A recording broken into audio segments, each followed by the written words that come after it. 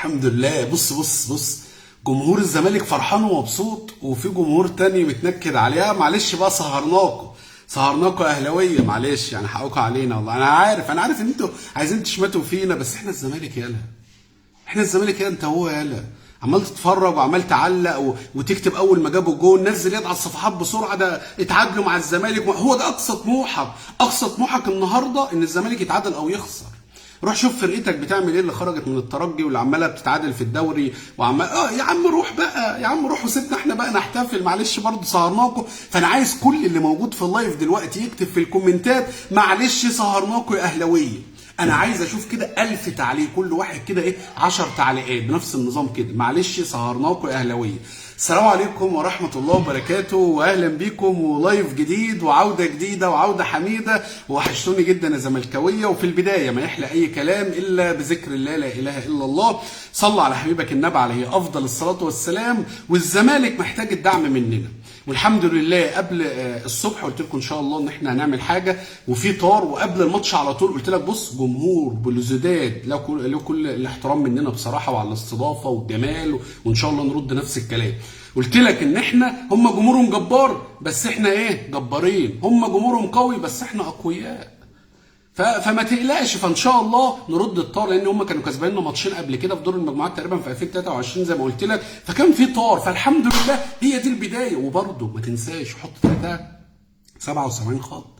انت بتلعب وانت عندك ايقافات كده عامله ازاي، وعندك مشاكل ومرتبات ما بتاخدهاش ولاعيبه. بص يعني قسما بالله انت اللي بيعمله النهارده الزمالك حرفيا عظمه. انا عايز اقول لك جماهير النادي الاهلي طالعه بينا السما، بس بينها وبين بعض عارف انت لو في الاستخبص كده زي ما بيقولوا، يعني تلاقيهم عمالين يقول لك بص الزمالك ماشي ازاي، وبص ما هيحسدونا. اقولوا كله اعوذ برب الفلق وكله اعوذ برب الناس. يا باشا احنا النهارده بنعمل عظمه، النهارده بنشرف مصر كلها. ما انت يا باشا خلاص بقى، خلاص ولا اهلي ولا بيراميدز ولا مصر ولا غيره، هو الزمالك واحد بس. يلا الزمالك وطن، الزمالك وطن.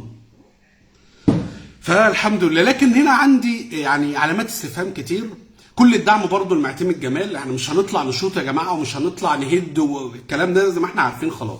لكن بس عندنا يعني شويه ايه حاجات صغيره كده. مثلا يعني اولا اللعيبه، يعني هو انتوا ما بتعملوش فاولات الا في منطقه الجزاء عندنا، بره منطقه الجزاء يعني ما هو كل عرضيه من دي وكل فاول من خارج المنطقه ده بيعمل لنا احنا رعب. انتوا مش حاسين بينا ولا ايه؟ فانا عايز افهم يعني ليه مش بتعملوا فاولات غير حوالين المنطقه بتاعتنا. ده رقم واحد.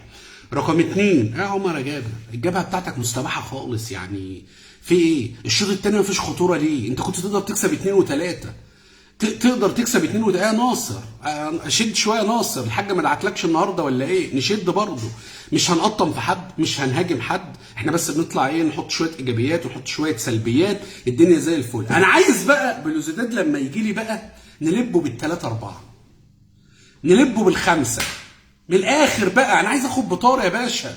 انت كسباني رايح جاي، جه دوري بقى، جه دوري ان انا ادي لك. بس هرجع واقول تاني والله العظيم اللي بيعملوه نادي الزمالك ده عظمه. مليون مبروك. انا عايز كل اللي موجود في اللايف دلوقتي بعد ما يخبط اللايك كلمتين والشير ينزل يكتب معلش يا اهلاويه سهرناكم معانا، او سهرناكم معانا يا اهلاويه معلش. ايوه زي ما بقول لك كده، ده كانوا بيتابعوا الماتش اكتر مننا يا راجل، ده كانوا بينزلوا بوستات اكتر مننا وفرحانين اول ما جه فينا الجون اللي هو المفروض لمسه يد واضحه جدا وصريحه، ويقول لك بص تعادلوا ما اعرفش ايه. يا ابني انت ده بقى اقصى طموحك، اقصى طموحك يا اهلاوي في الحياه، ان الزمالك يتعادل او يخسر او يطلع من بطوله الكونفدراليه. تقلقش، الكونفدراليه ان شاء الله لينا، والدوري ان شاء الله لينا، ورايحين افريقيا ناخدها بامر الله، ونروح كاس عالم الانديه. الحلم اللي احنا بنحلم بيه من سنين ان شاء الله رب العالمين هيتحقق طول ما احنا مع بعض. شكرا لكم يا زملكاويه، شكرا على دعمكم، واللي جاي احلى ان شاء الله. السلام عليكم.